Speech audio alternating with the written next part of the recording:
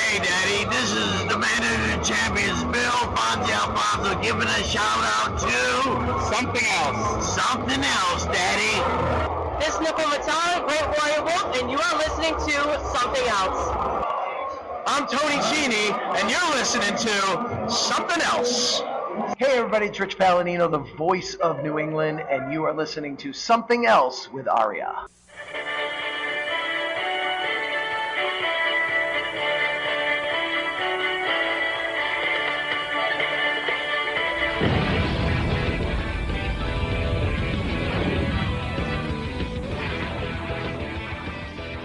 And welcome to episode number 162 of Something Else.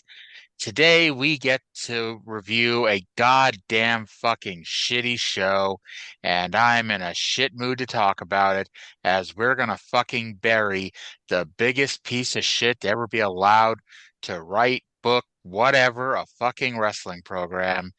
My name is Arya, and joining me for the next hour where I rip another human being to shreds over something from 21 years ago is my co-hostess.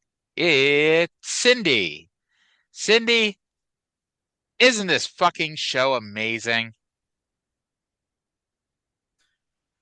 So the show opens with Raven cutting a promo. He's talking about various things, and it's a decent promo. Let's just move this on. Goldie Tuck's already trying backstage. There's a brawl, whatever. The show sucked. Let's end the show. Oh, no. Rewind. So, NWA TNA number 30, January 29th, 2003. So, last week, it was the big famous debut of Raven. Do you know why nobody ever brings up anything that happened between the debut of Raven in January and the match that takes place at the end of April?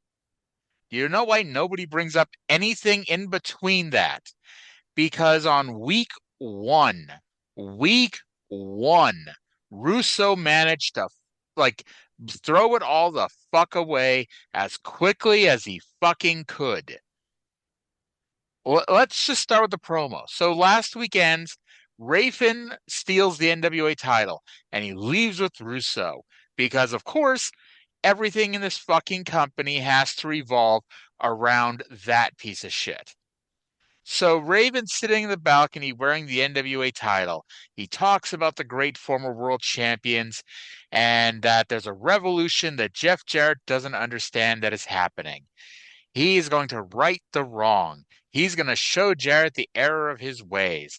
And as he's talking, he walks down the steps and into the arena and into the ring, talking about his plans that Jeff Jarrett will never forget, referencing the Clockwork Orange House of Fun.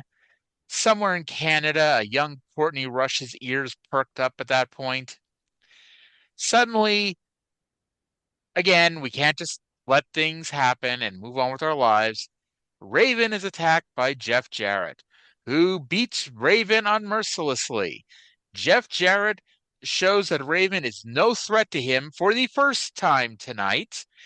And the only reason why Raven got the heads up in this head-on fight is because Vince fucking Russo had to book himself to come out and distract Jeff Jarrett.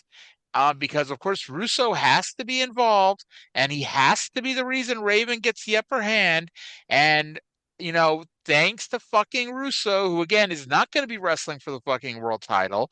He's not going to be the fucking world champion because, nobody wants to fucking see that. Nobody gives a fucking shit about this piece of fucking shit who books himself like the fucking god that he thinks he is. Because he probably has a fucking 2-inch dick and he fucking can't get it up.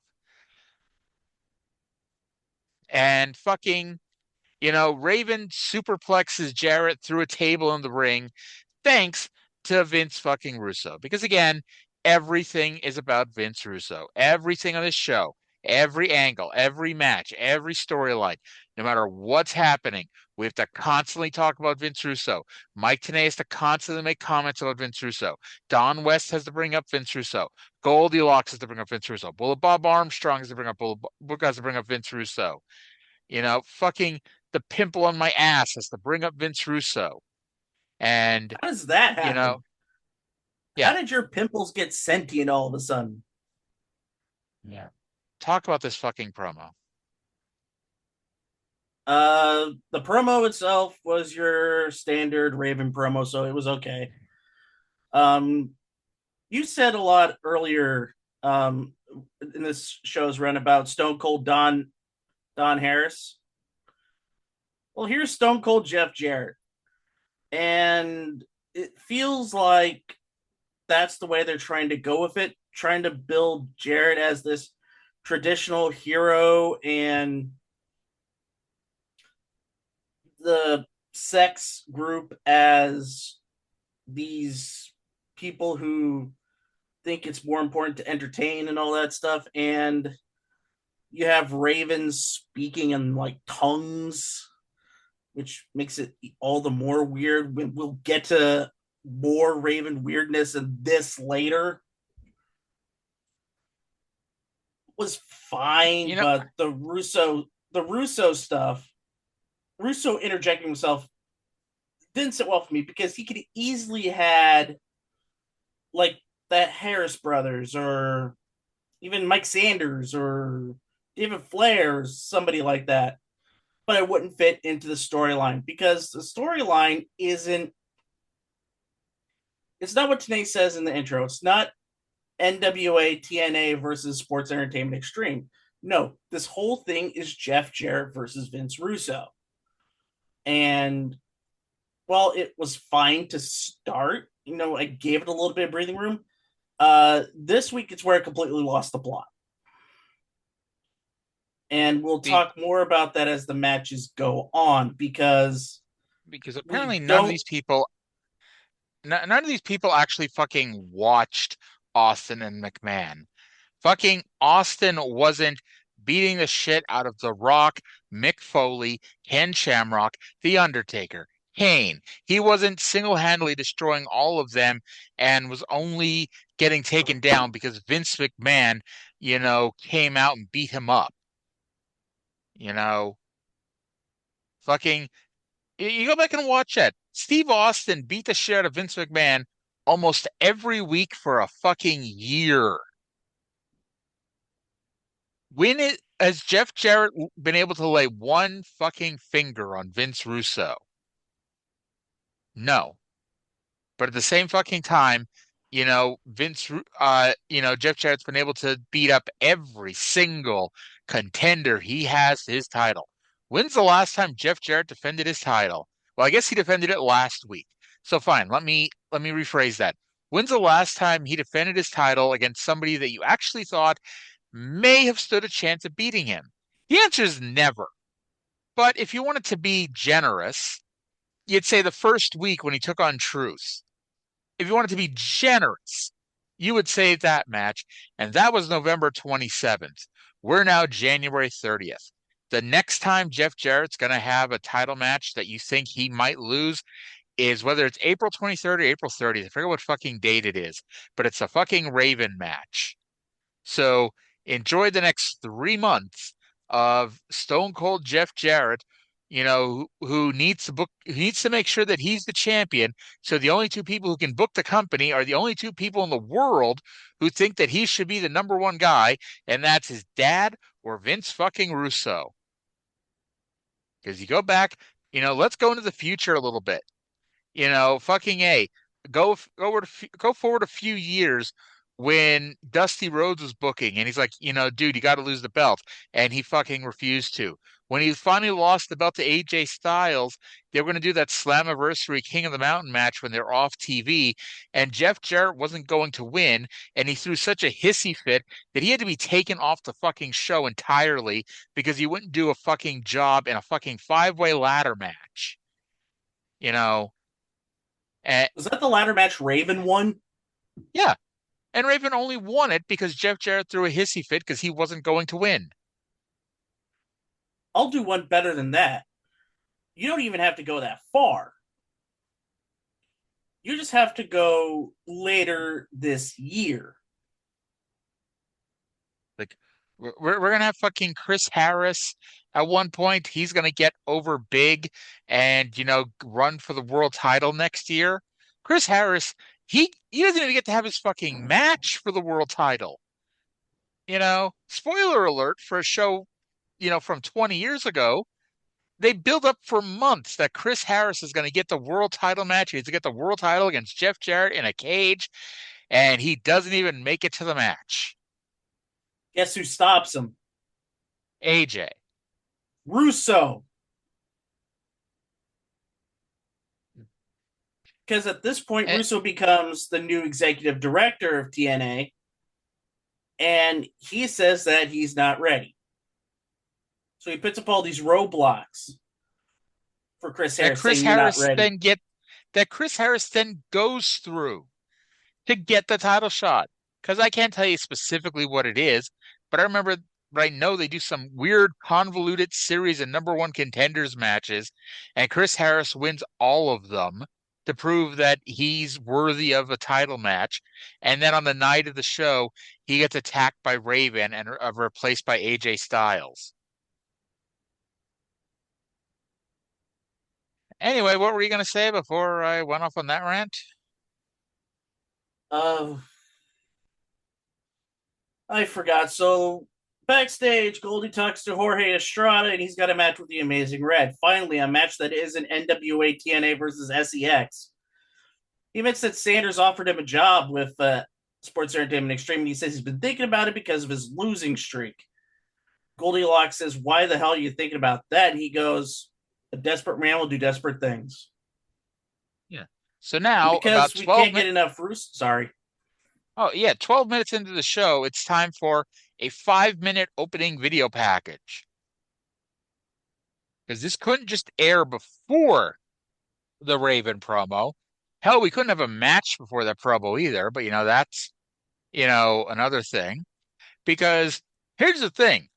This show sucked for a lot of reasons. And it's not just because Vince Russo is a shitty writer. Actually, it does come down to Vince Russo being a shitty writer. Because who puts the matches together? Who books the matches?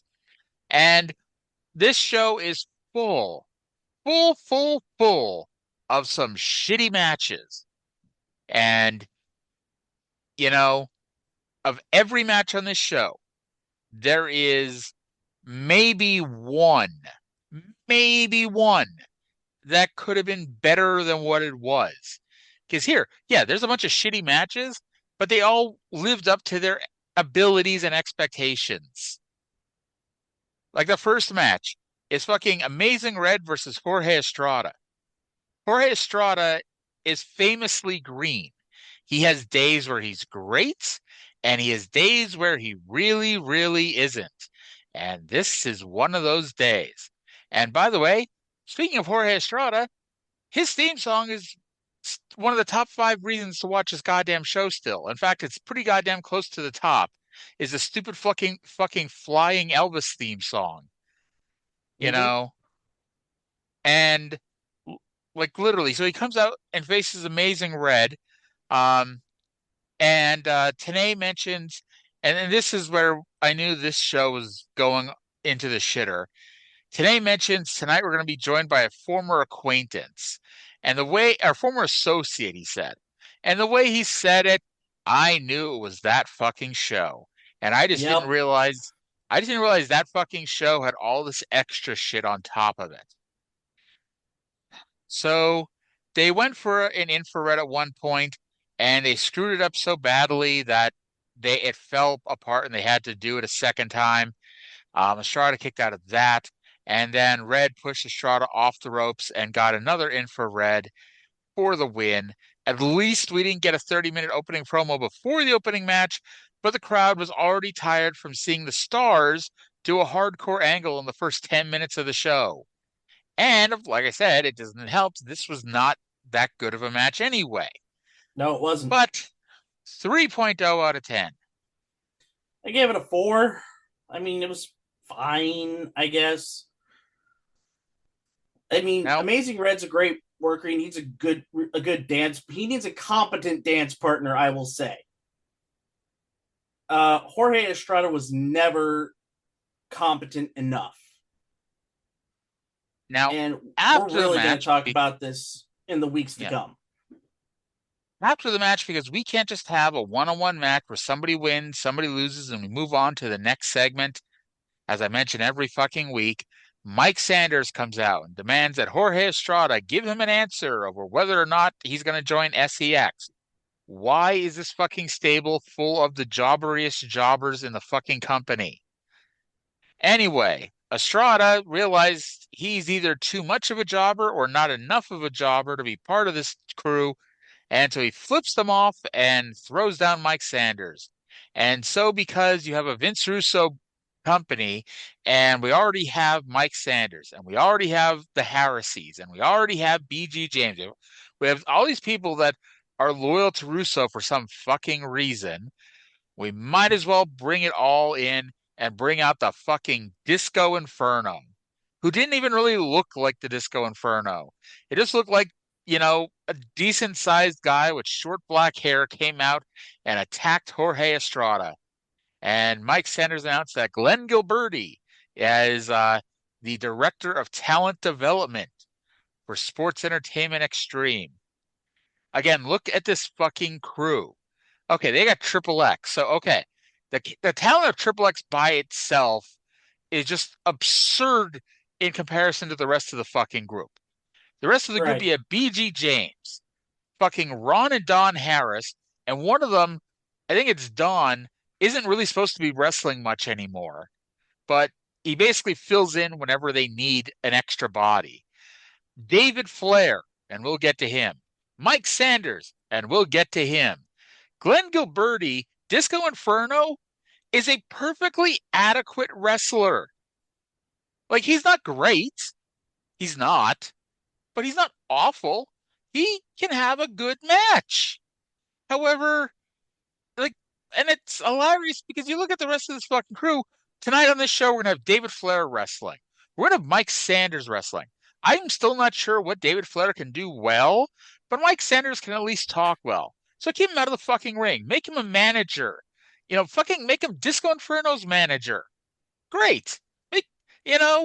But instead, in 6 months, give or take, Disco Inferno is going to become a manager instead of continuing to be an opening card wrestler just having a good match.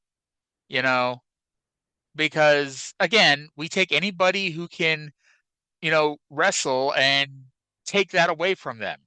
And maybe because, if you look, Disco doesn't exactly wrestle a long time after this.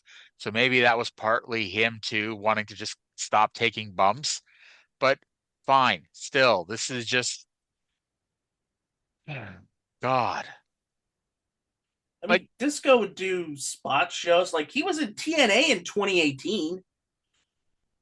That, it doesn't really count. They brought in everybody to do the thing with Swinger and whatnot. But no, this wasn't Swinger. I don't even care. This is Scarlett Boudreaux when she wanted to compete against the men. Okay, well, that counts even less. They didn't bring in Disco Inferno because they wanted a credible athlete for Scarlett Boudreaux to defeat. But that's pretty much all he was a joke in 2018. So why not? Exactly. To the back, where Bullet Bob Armstrong is talking, so Jeff Jarrett shoves him into the wall and demands a match with Raven and Russo. Ron Killings walks in and demands to know what the hell is up. I'm going to be saying that a lot during this show. What the hell is up?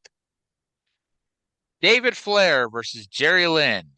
Wasn't it last week they had a match that was shockingly adequate? Well, that was Jerry the tag match. Well, Jerry Lynn was not a miracle worker 2 weeks in a row. Nope. David Flair, the son of arguably the greatest wrestler of all time, the brother of someone who the brother of two people, one of whom is, pretty damn good in her own right, and the other, from all accounts, was decent and had, the ability to get a lot better, until he died. But David, the talent, just passed him by. I tried taking, note of everything David Flair could not do, and it might have been easier to just list the stuff he could do. David can't take a buckle. He can't sell. He can't believably move around the ring. He can't duck a clothesline. And most egregiously, because his name's David Flair, he can't throw a chop. Like seriously, I think, my niece who's 12 years old, if I asked her to give me a chop, could throw a pretty good chop.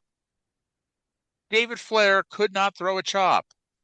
No. Jerry Lynn, for like the first minute of the match, was killing.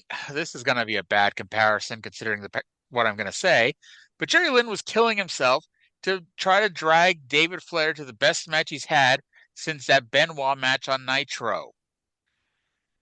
David at one point gets a 2 count. Oh, yeah, by the way, this isn't all David apparently either, because David gets a 2 count with his feet on the ropes. The referee, after counting to 2, yelled that he saw David's feet on the ropes. So why the hell did you count? This whole match was a mess.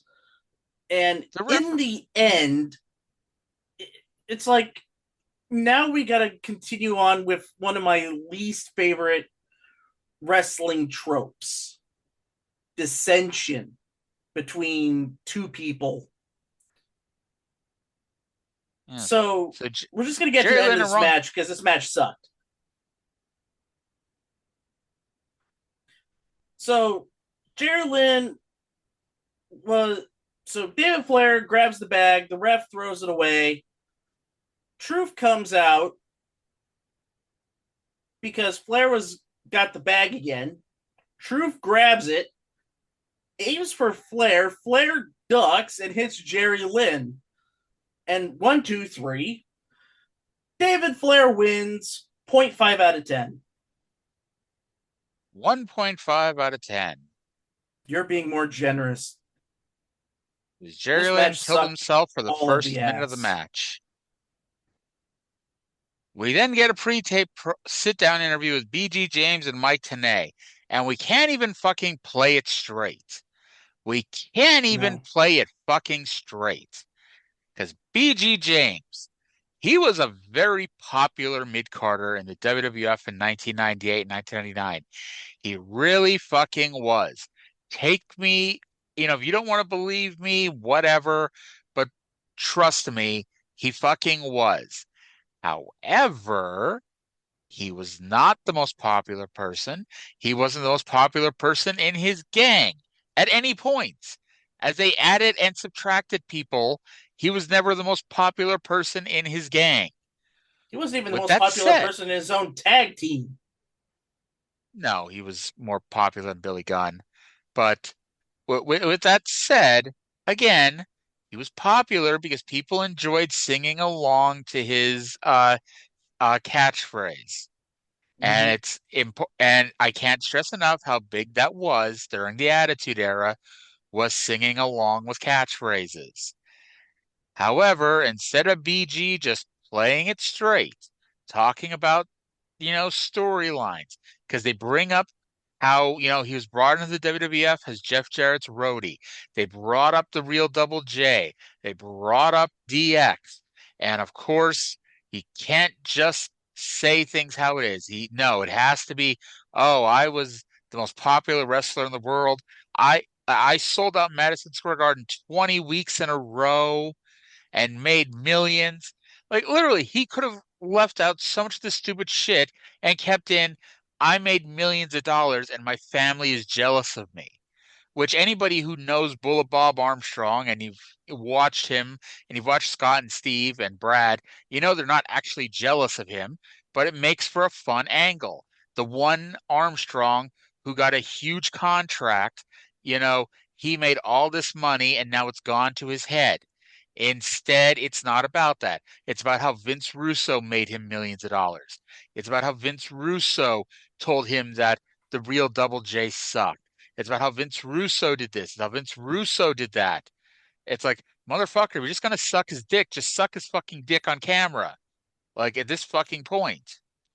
Scott Armstrong walked in to argue, and instead of airing this, which may have been at least moderately interesting, instead of having Scott Armstrong argue with his brother, Mike Tenay apparently is Ed Whalen because he immediately has the camera shut off. So not only can we not see it, it doesn't get mentioned the rest of the fucking show.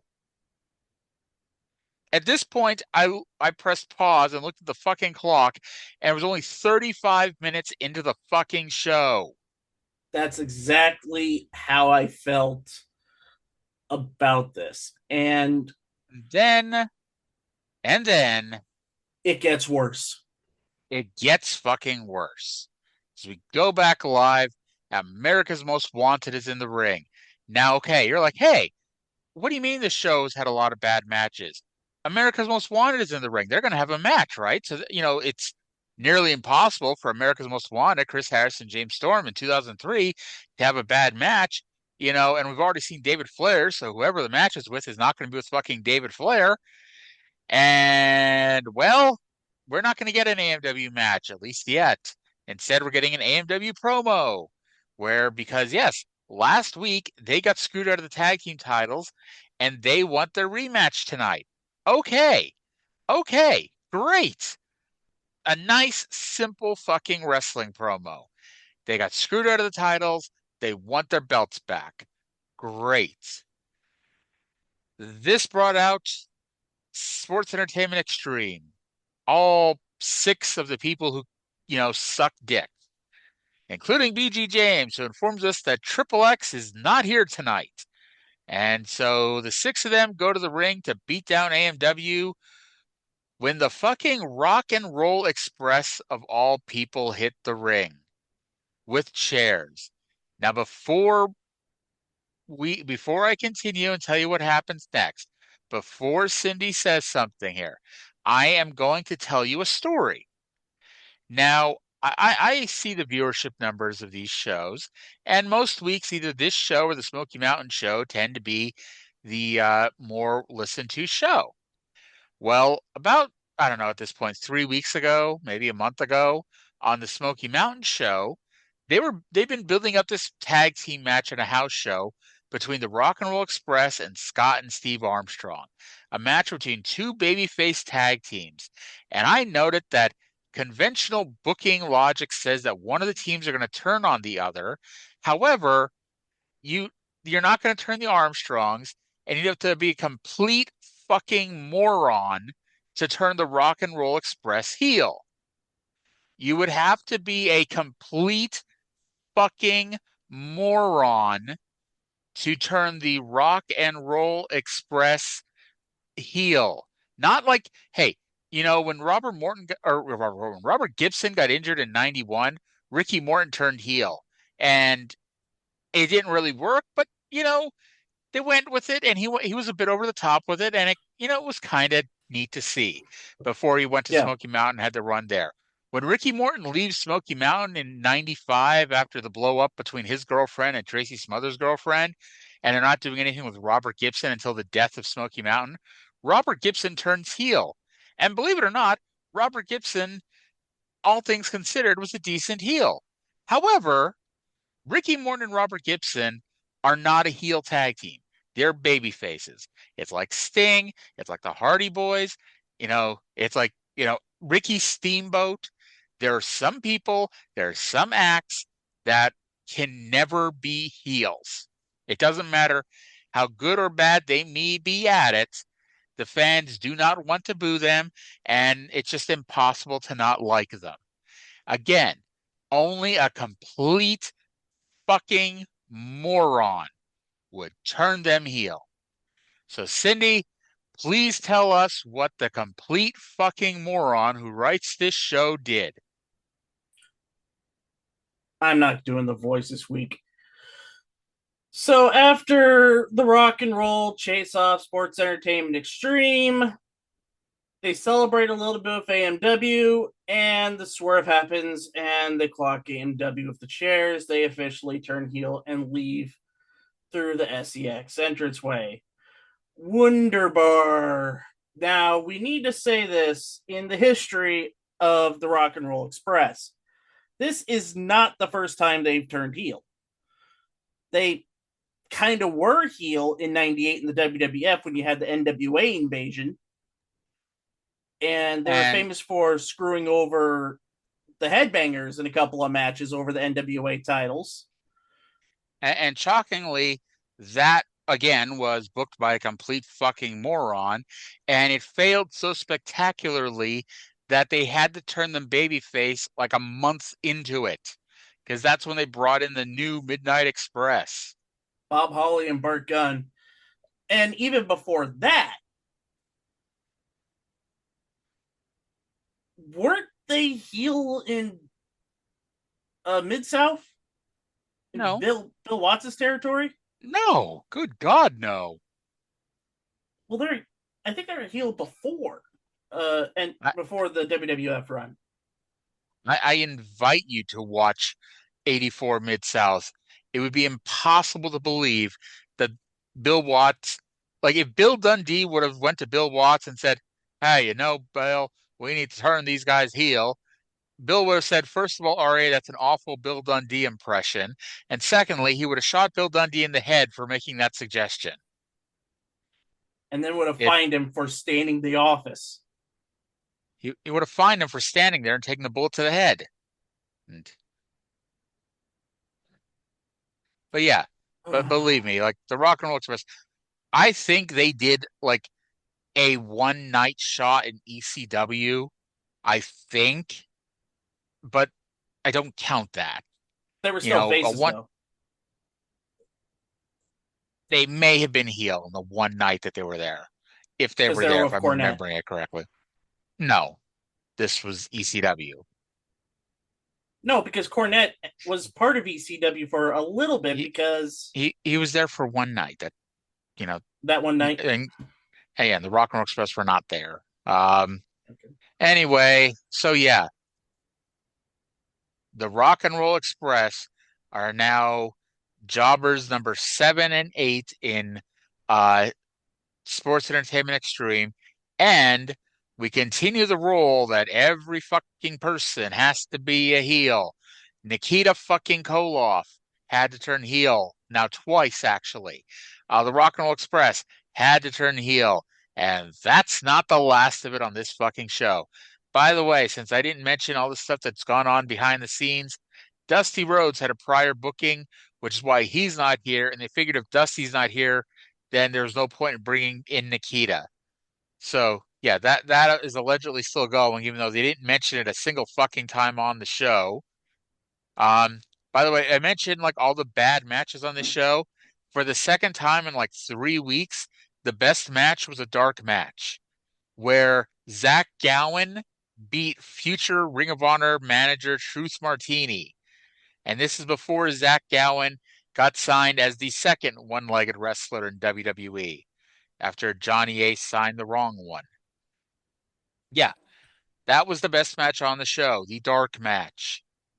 Maybe this dipshit needs to learn that the dark match should not be the best match on the show. And speaking of not the best match on the show, Mike Sanders versus Ron the Truth Killings. Once the hottest heel in the company, this match just reminded me of how cold Truth got since Russo came in.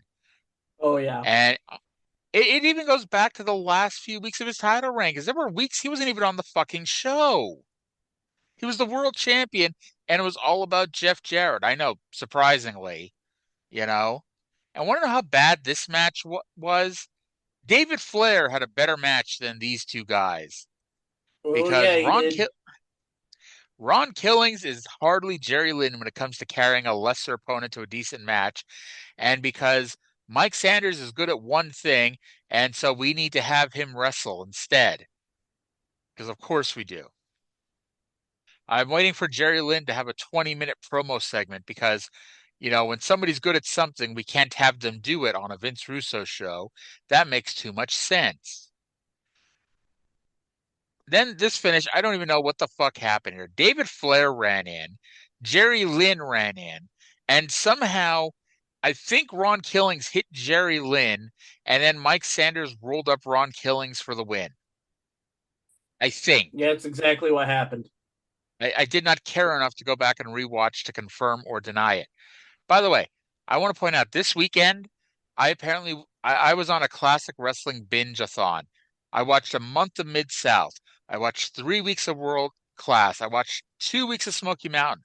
I watched Saturday night's main event.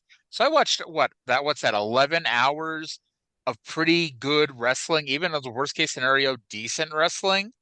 And Yeah. I'm like loving pro wrestling. I watched this 1 2 hour show and I'm ready to fucking pretend that pro wrestling doesn't exist and stop watching it forever.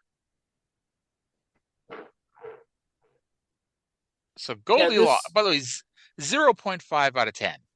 Hey, guess what? Zero What? out of 10. This was worse. In all aspects, they copy pasted the same thing, just changed a couple names, and boom, we're done. It's lazy, it's pointless. I hated it more. 0 out of 10. Goldilocks goes into the Sports Entertainment Extreme locker room to talk to the Rock and Roll Express, who say that they were the first people to have music and pyro, which make them about the 38th person to claim that. Bullet Bob walked in and thankfully did not try to book them in a Smoky Mountain title match because at this point I just thought I was having deja vu all over the fucking show between Bullet Bob, the Rock and Roll Express, the Armstrongs.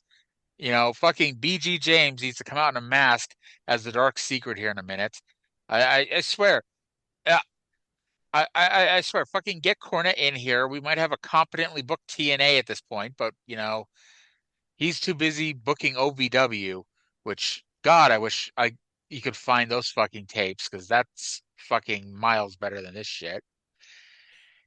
So they're gonna get a match tonight with America's Most Wanted.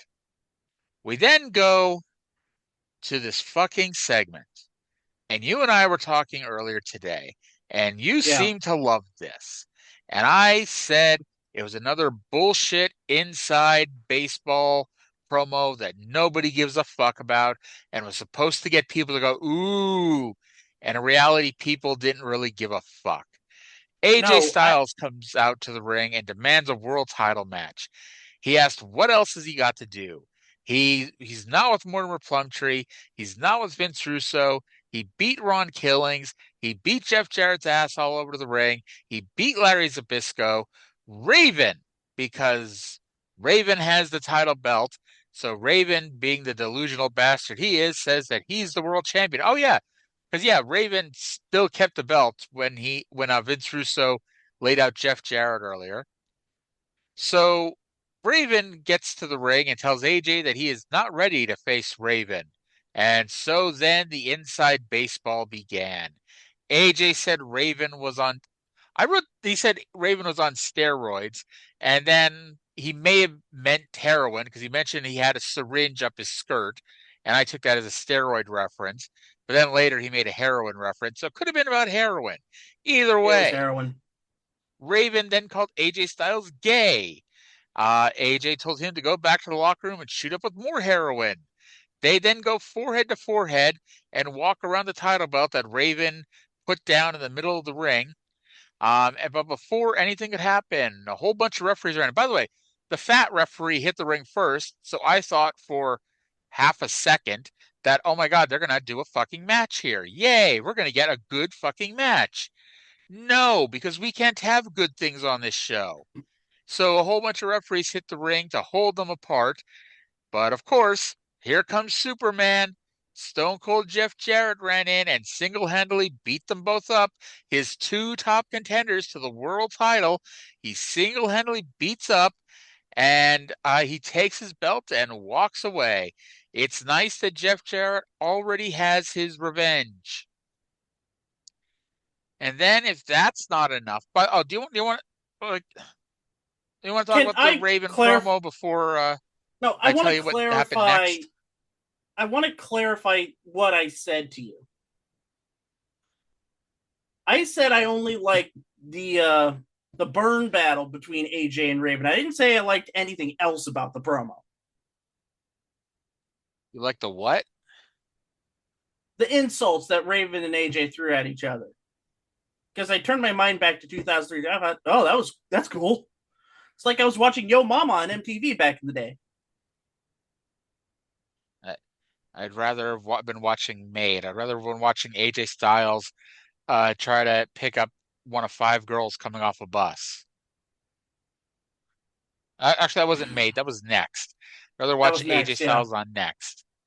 Maybe Raven could have been on Made and being made into a heroin user. That we just booked something that was better than this fucking show, and if something as preposterous as Raven being on MTV to be made into a heroin user. That would They have been more actually did entertaining than anything on this show. they actually did a pro wrestling episode of Made where this one kid who's in Michigan, so they used Scott D'Amore's company, and he did some training there and kind of gave a little lip about a little bit. Says I don't think some of them are working hard enough, so they ribbed him and worked a match with the Machine Guns, a 6-man tag with the Machine Guns,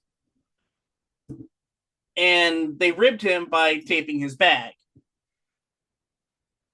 So, in terms of ribs, it was like low. And the reason the kid wanted to do this is because he was teased a lot by being gay, actually. So, full circle, amazing. I guess. By the sounds of it, he was a bit of a dick. He was only a dick that once.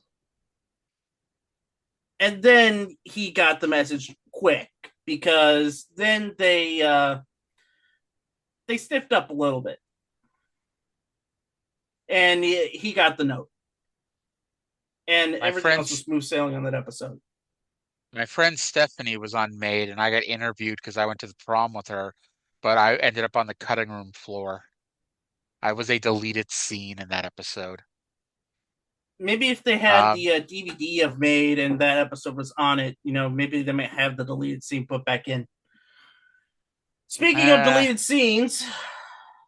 So, Jeff Jarrett leaves, Raven leaves, and out comes Larry Zbyszko in his gear. Now, you might remember last week, AJ Styles wrestled Larry Zbyszko in a perfectly competent TV match that AJ Styles won.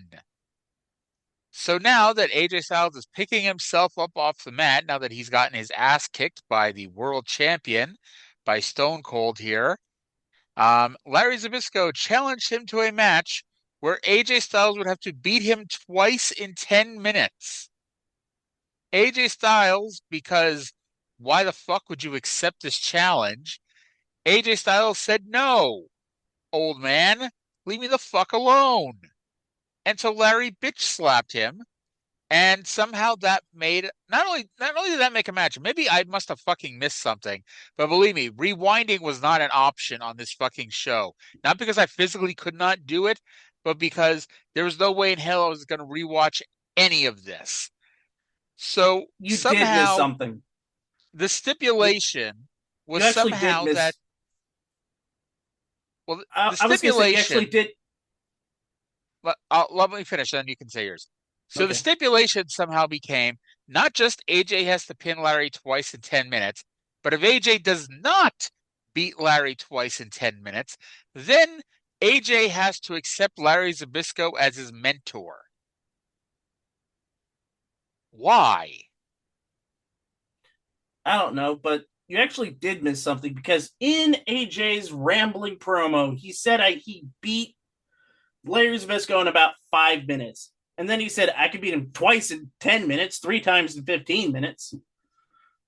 Larry listened to that and said, all right, that's a challenge. So we have this match, which is twice as long as last week's match and only half as good.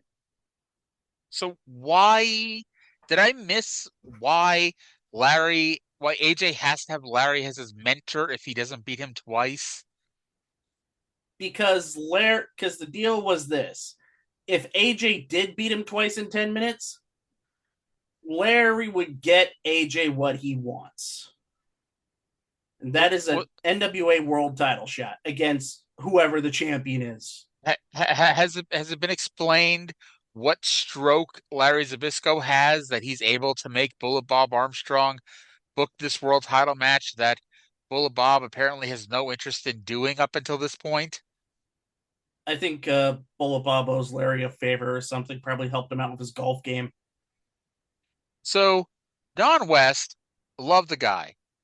However, I love the guy, and if you watch the June 19th show versus the January 30th show, he has improved by leaps and fucking bounds. However, the beginning of this match showed you that Don West still has a long way to go when Larry Zbyszko rolls to the outside to take a breather.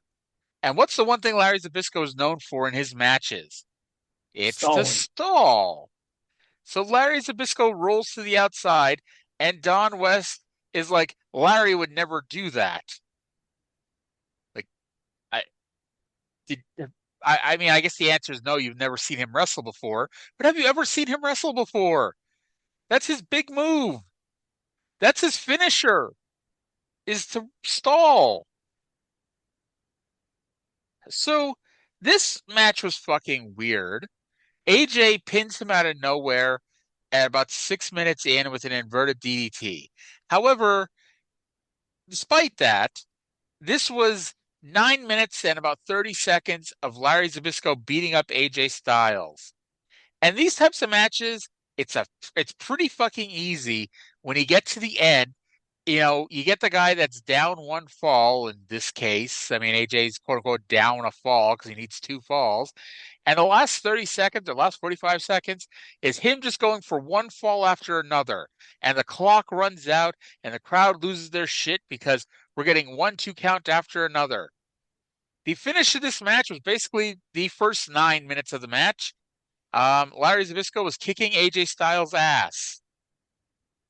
And so the clock runs out, and in this match where AJ Styles pinned Larry Zbyszko once, and Larry Zbyszko pinned AJ Styles 0 times, the winner is Larry Zbyszko. Because the deal was AJ had to beat Larry twice. Yes. By the way, was it ever explained what would happen if Larry beat AJ? Now, AJ gets nothing? Larry Zbyszko should never pin AJ Styles, but like that could have been the story that you could say the match had to go 10 minutes no matter what. The match had to go 10 minutes. And then you have AJ beat Larry twice. And so he has 2 wins, but he has to run out the clock because he has to wrestle Larry for 10 minutes. And then Larry pins him at like the 9:50 mark. And thus AJ did not beat him 2 more times, whatever. He has to beat him 2 more times than Larry beats him, or whatever. However the fuck you want to phrase that. But the point is, AJ has to have 2 more falls than Larry does. And Larry gets that fall with like 5 seconds left that AJ, ends up losing even though he won. Because the finish was Mortimer came out and wedged a chair in the ropes, and AJ went headfirst into it on accident. That literally could have led to Larry pinning him to, quote unquote, win 2 falls to 1. But hey, who am I? So I am going to point out the positives of this because I had to find something on this fucking show to say something nice about. And I'm going to tell you something nice about this. Here are the positives. We're trying to get AJ Styles over into the heavyweight division. And let's face facts. Jeff Jarrett is not going to sit here and take 35,000 dives and flips to the outside. Jeff Jarrett is not going to take that. So AJ Styles has to learn to work a heavyweight style. So AJ wrestled Ron Killings, who is a little bit of a mix of the two. AJ Styles wrestled Larry Zbyszko, who is definitely a heavyweight style wrestler. So it's showing you, it's getting AJ over as more aggressive and also having him work a heavyweight style. However, instead of feuding with somebody who feuded with Bruno, maybe he should have wrestled somebody who feuded with David Sammartino. And for some reason, I don't know why they feuded, but they did. You know who feuded with David Sammartino? Cactus Jack, who, by the way, in 2003, at this point, was not under contract at WWE because he had walked out, a year and a half earlier during the invasion when he was the commissioner. in theory, they could have brought in Mick Foley, who, we saw a year later when he feuded with Randy Orton, that he could still go on certain occasions. He could have come in and had a fucking kick-ass feud with AJ Styles that got AJ over like he did for Randy Orton. But instead, we get this. Again, we can't have nice things. And Larry Zbyszko was in the best match on the show, a 4.0 out of 10. I gave it a 5. I thought it was fine. Now, we just had one semi-good thing. Semi-good thing. Oh boy. It ends up being the best thing on the show was AJ Styles versus Larry Zbyszko. And guess what? AJ Styles and Larry Zbyszko had their match, and they went to the back. There was nothing immediately after that featured AJ Styles and Larry Zbyszko. So, hey, they finally fucking accomplished that. So I'm going to call that a winner of a segment, even though it really wasn't. I'm going to give them the little teeniest, tiniest little bit of benefit there. However, Goldilocks was in the ring and introduced Percy Pringle, who, if you were listening to the show a few weeks ago, you might recall that Percy Pringle came out and he wanted to shake Vince Russo's hand and he wanted to be an SEX. And Vince Russo is like, no, bro, and had Percy Pringle beat up by all of his jobber minions.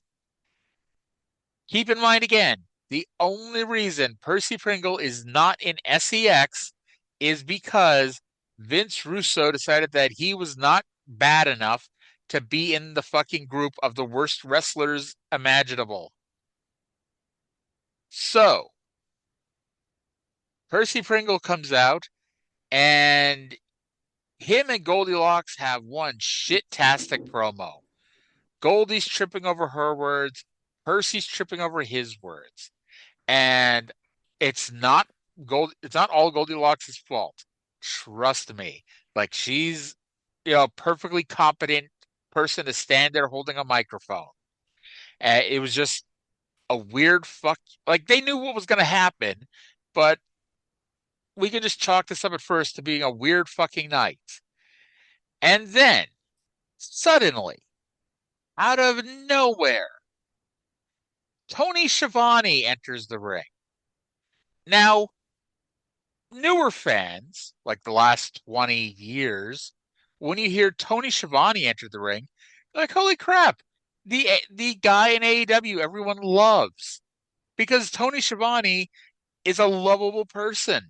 He when I went to Full Gear, he was the guy who was in charge of like the backstage stuff, and he's super nice guy. Talk to everybody. One of those guys you want to go out and have a coffee with. Yeah. That is 2025 Tony Schiavone. 2003 Tony Schiavone is not that to the wrestling community in 2003. Let me tell you what Tony Schiavone was. Tony Schiavone was a good wrestling announcer who started in Jim Crockett Promotions in 1983. I think his first night was Starrcade when he was backstage interviewing Harley Race and Ric Flair. I think that was his first night because before that he was doing baseball and other stuff for the Crockett's because the Crockett's owned a lot of stuff. And Tony was an announcer for a lot of different things. Yeah. And they asked him if he could fill in, doing the wrestling commentary, and that's how he ended up here. Tony Schiavone was never considered Jim Ross. In fact, that's the reason why he left in 1989 is because they picked Jim Ross over him. But still, he was a good commentator. And he continued to be a good commentator until about 1998, because that's when he became a meme. That is when he went on Nitro every week, when Nitro was just doing one shitty show after another. Hey, coincidence, right? when he went on those Nitros and said that this show was the greatest night in the history of our sport. And he said that every fucking week for like a year, to the point where he had to have known that this was becoming a meme, even though meme wasn't a thing at the time. But, essentially that's what it was. And then he went on TV with, by the way, he did not come up with this. Eric Bischoff told him to say this. He went on TV and tried to ruin Mick Foley's big night when he announced that Mick Foley was going to win the world title, and then laughed at a joke like Mick Foley winning the world title. And he tried to make that a bad night for Mick Foley, and it backfired on him. And Mick Foley made sure that everyone remembered that Tony Schiavone did that. And then Tony Schiavone was the WCW announcer through the worst period of WCW. And whatchamacallit. And then all the stories came out. After WCW went out of business, there's a reason WWE never tried to hire Tony Schiavone. When they were going to do the WCW as a separate brand, the announcers were originally going to be Scott Hudson and Jerry Lawler. But the Jerry Lawler thing, that's a story to get into some other time. So it ended up being Scott Hudson and Arn Anderson. They did not consider at one point to bring in Tony Schiavone. When TNA started, like, they told a story here, but the fact is Tony Schiavone was never considered. And think about that. The announce team on June 19th, 2002 was Mike Tenay, who professor of pro wrestling, highly respected, great announcer, etc. And his two colleagues were Ed Ferrara, who had never done commentary before, and Don West, who until 2 weeks earlier had never been to a pro wrestling show before. They decided that Ed Ferrara and Don West, with zero experience, were better options to do the wrestling commentary than Tony Schiavone. That is how Tony Schiavone was looked at the time. And that's why Schiavone, you heard the stories. He went and got a job at Starbucks for the benefits. He was out of the wrestling business for 18 years. He became, a Major League Baseball scorekeeper, literally. And apparently he made enough money on his buyout of his WCW contract that he never had to work again. He basically did it to get out of the house. So it wasn't as if he was really crying because, TNA didn't call him. You know what I mean? Yeah. And so until Schiavone was a joke to the wrestling business until Major League Wrestling brought him in 2018.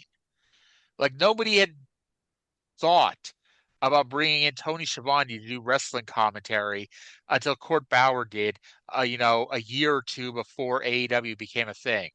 And then Schiavone, call it what you will, call it nostalgia, call it just, the standards of commentary have dropped to the point where Schiavone, even being his most Tony Schiavone-y, ended up being, being brought into a nationally based pro wrestling company and has been there for the last 5.5 years.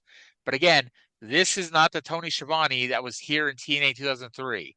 This is the joke Tony Schiavone, the person that people did not respect Tony Schiavone. And now that I've talked nonstop for what feels like 5 minutes, Cyndi, you want to tell us what Tony Schiavone did? Tony Schiavone gave us one of the worst things ever. And this was not him. I can guarantee you, this is all Russo stuff. He says he respects Percy Pringle. He's a legend, watched him in World Class and Florida. And then turns around and says, I've never seen someone kiss so much ass the way you did with Russo a few weeks ago. And Percy was all bewildered, and everybody was bewildered. It was like, what the hell is this coming from? Then he talks to Goldie about how she was hired and mentioned that, why were you hired to begin with? And he was like, tits and ass. That's all you're hired for. And he had the line about Goldie, says, Oh, Goldilocks, like who's been sleeping in my bed? Pretty much saying that Goldilocks was a whore when it's essentially been acclimated throughout the entire run of TNA that, if anything, Goldilocks is a prude. Saw Goldie's interview style, and he said, quote, "You make Pamela Polshock look like Diane Sawyer." This is one of the best burns I've heard this episode. So Schiavone keeps on going about how he wasn't brought in or anything in the first show. Tenay comes in, and he said that NWA TNA. Schiavone says NWA TNA would be great to get back to business, but Jarrett didn't return his calls, and Tenay did not want to work with Schiavone. So we had so much bickering and arguing. This is my least favorite trope ever. It's like the bickering married couple. It's like, you, no, you, no, you, no, you. And it kept on going for 4 fucking minutes. Just that bit of between Tenay and West, between Tenay and Schiavone. By the way, it was supposed to go longer. Apparently, Russo was pissed off because Tony Schiavone had all these other lines he was supposed to say, but apparently he forgot them, and Russo blamed Tenay for Tony Schiavone forgetting his lines. That's why when Russo came out and took Mike Tenay's microphone, Mike Tenay looked surprised because Russo jumped the gun. It's supposed to be another like 2 or 3 minutes of Tony Schiavone listing stuff, which again, just riveting.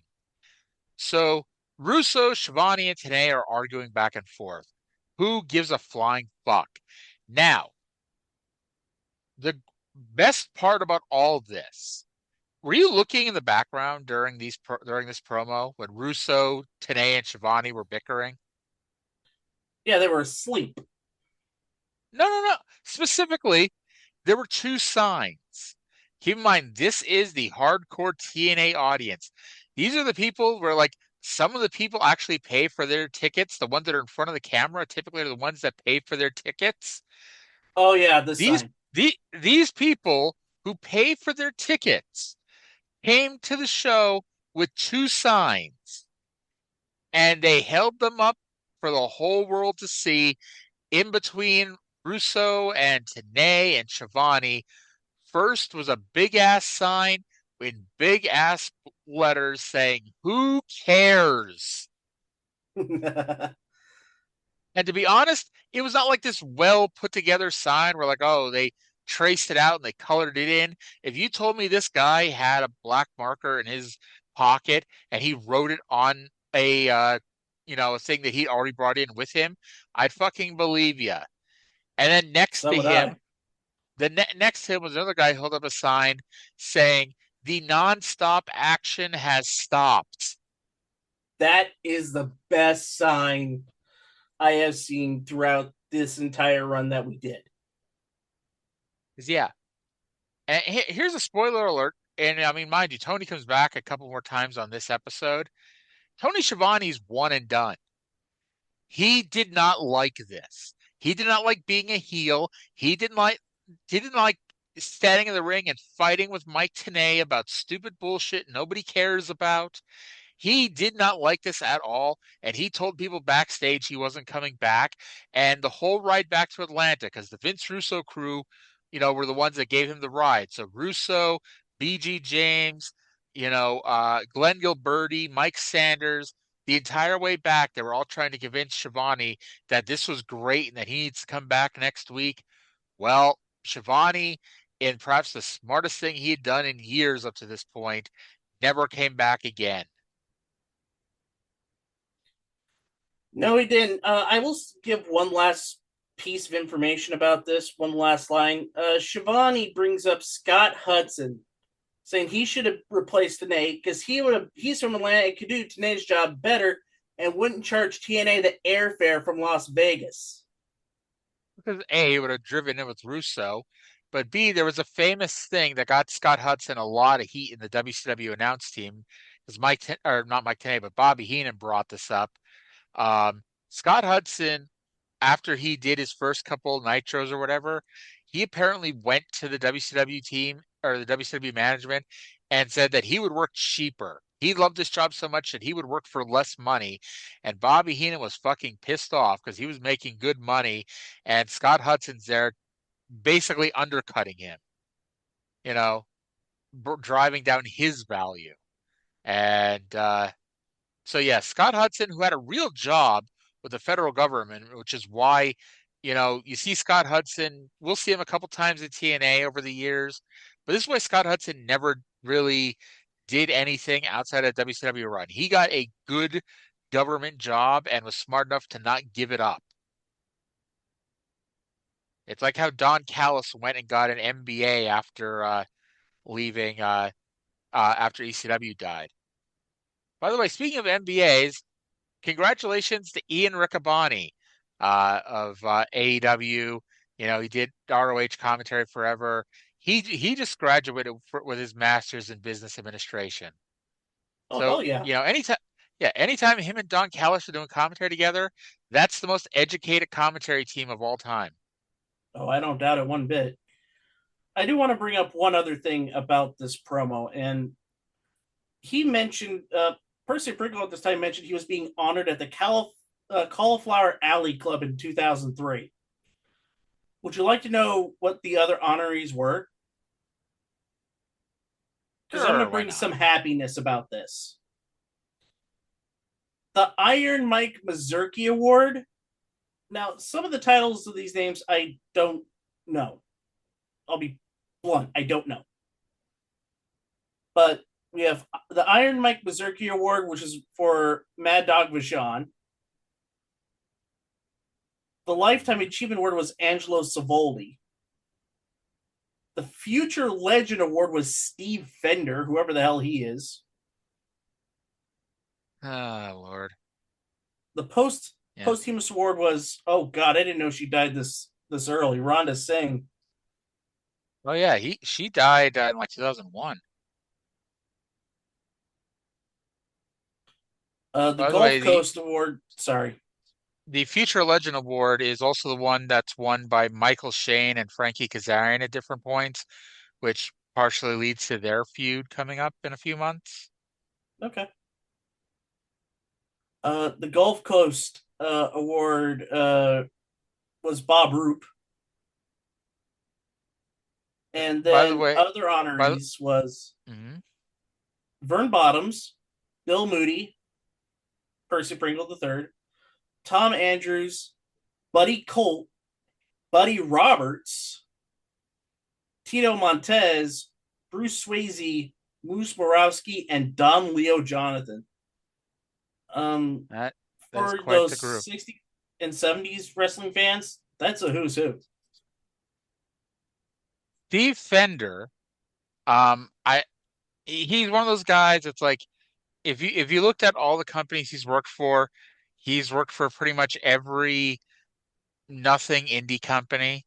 I mean, he's had a couple of matches. He has a few enhancement matches with WWE.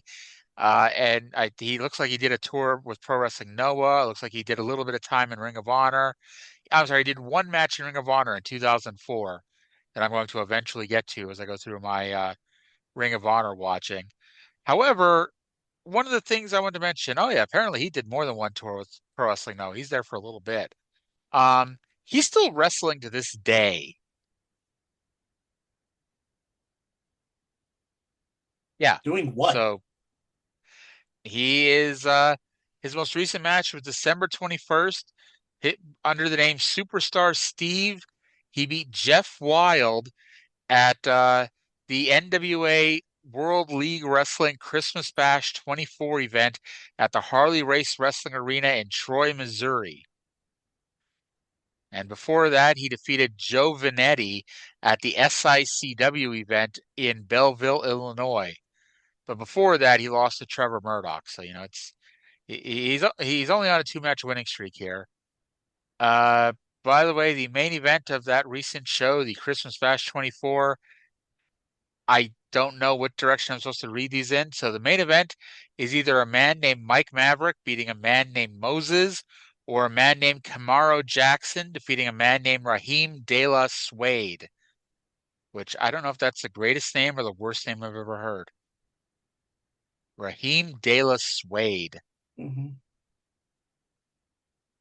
And his nickname is the Whole Thang. And he was trained by Davey Richards. Hopefully Oh. he's not a dick like Davey Richards. Anyway, so then we get half of a good match and half of the worst match of the year. Sonny Siaki and Desire in a mixed tag team match against Kid Cash and Trinity. Borash, because nothing on this show can go right, Borash calls Siaki the defending champion. Now, I will say it is definitely a Vince Russo trope to put the title on the line, a singles title on the line, in a mixed tag team match, but the X Division title is not on the line. And my pre-match prediction I wrote here is Siaki pins Trinity. So Cash and Siaki work really well together. Unfortunately, they didn't just ignore the idea that this was a tag team match. I would have rather have seen them wrestle for 6 minutes, do a catfight spot, and then give us the finish. That is not what we got, because Kid Cash goes for a version of essentially the Van Terminator, because Siaki is sitting against the far side ropes. Kid Cash does a springboard front flip, and it's supposed to be a drop kick, except he did not get. I guess he didn't get enough height on it, or he didn't jump hard enough, because he did a springboard front flip drop kick right to Sonny Siaki's balls. Ouch. I don't know how much of the next part of the match was the plan.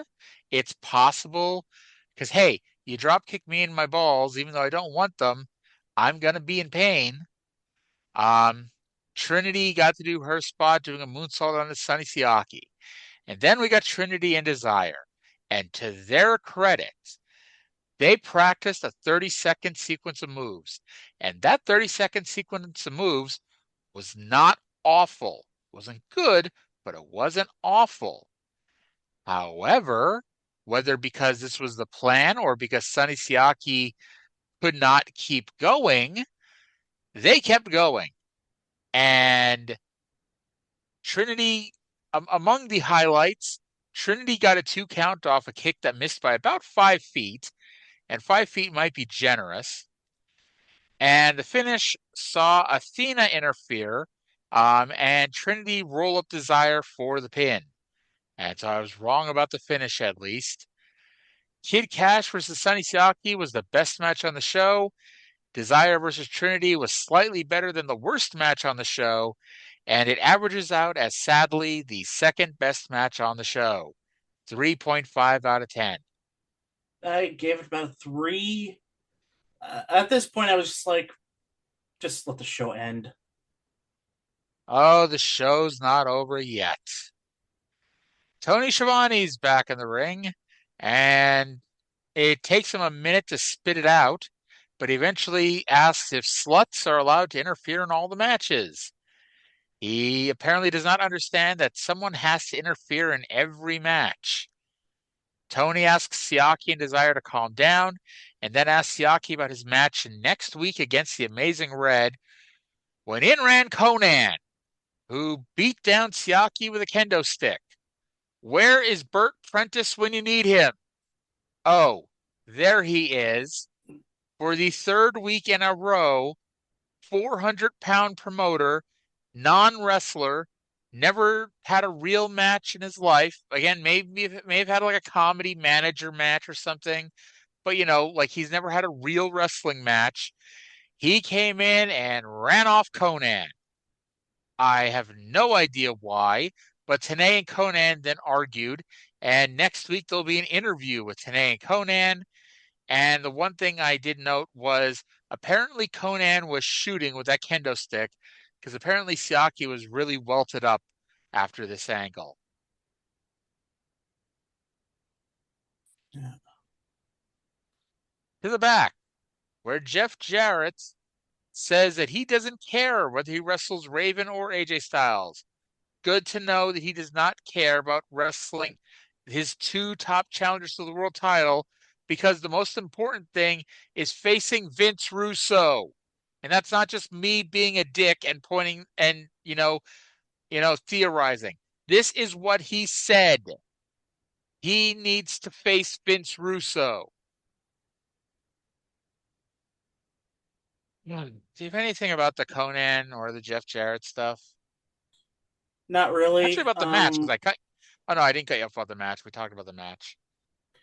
Not really, but I will say this: I have watched and scanned through the next month of TNA.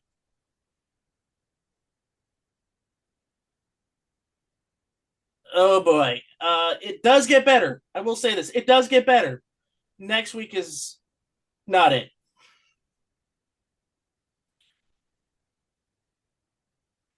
Then we get the main event that isn't even really the main event. America's Most Wanted versus the Rock and Roll Express. In a perfect world, this could have been like an all-time classic tag match. Now, I am not saying that even as baby faces, the 2003 Rock and Roll Express could have had an all-time match of the year classic with America's Most Wanted. That would not have happened. I'm saying in a perfect world where we get AMW like next year or even in 6 months when they're really fucking gelling against the Rock and Roll Express, even from the early to mid 90s, that could have been a fucking amazing match. This never had a chance to be a great fucking match. I wrote prediction, Triple X, who's not here, interferes and AMW loses. I also noted that the Rock and Roll's tights still say NWA instead of SCX because, again, it's not what you make, it's what you save. And James Storm got to play Babyface in Peril while Ricky Morton beats on him because we can't go 5 minutes without, having a weird visual. Harris gets, admittedly, an unusually hot tag as the former two-time champs beat on the former five-time champs. The finish sees AMW hit the death sentence when Elix Skipper runs in and hit Chris Harris with the tag team title belt, letting Robert Gibson pin Chris Harris in 2003.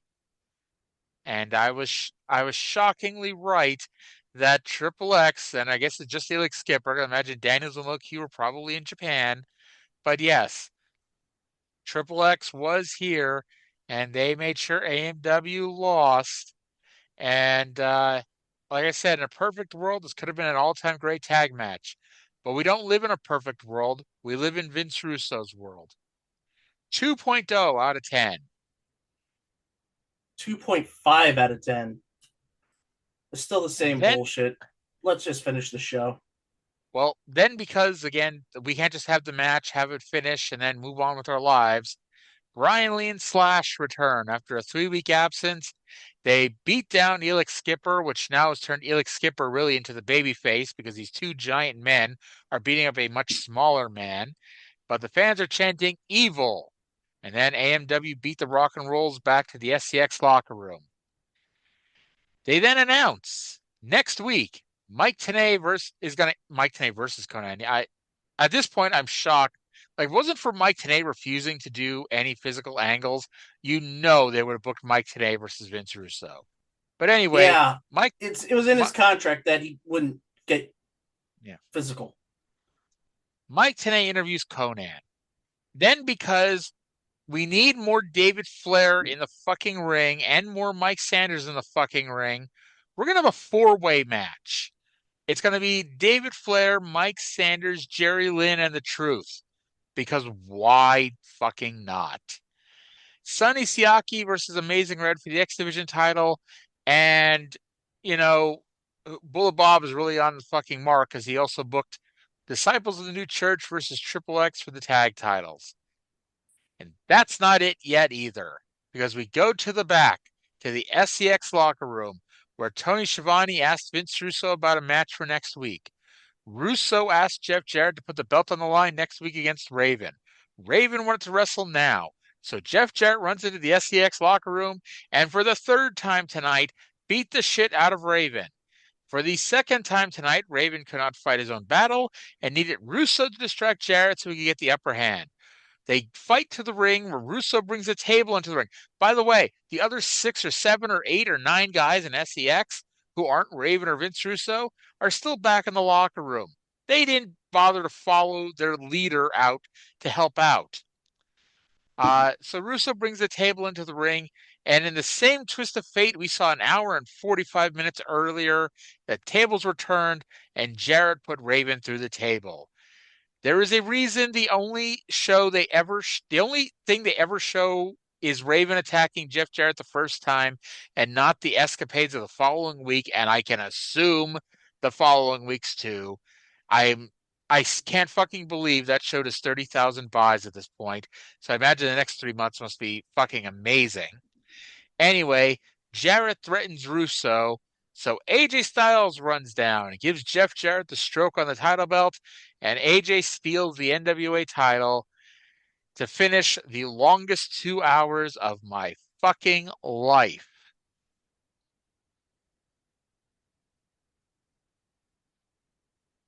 Any thoughts on that riveting fucking finish? No, I will say this. We've watched, this is episode 31 of this experiment. Because 30. we did the 2 best damn episodes. I don't really count those. This is the 30th pay-per-view, although we only did 29 of them because the one was the best of. Anyway, go ahead. This is the worst one we've watched.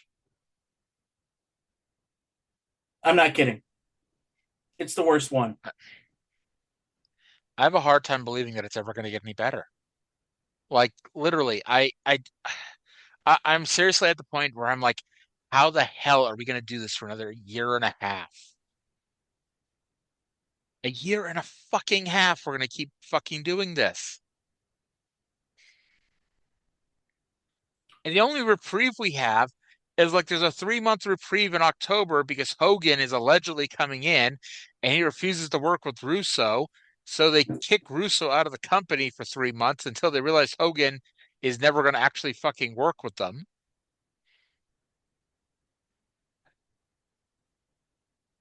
So overall ratings, match quality, 2.42.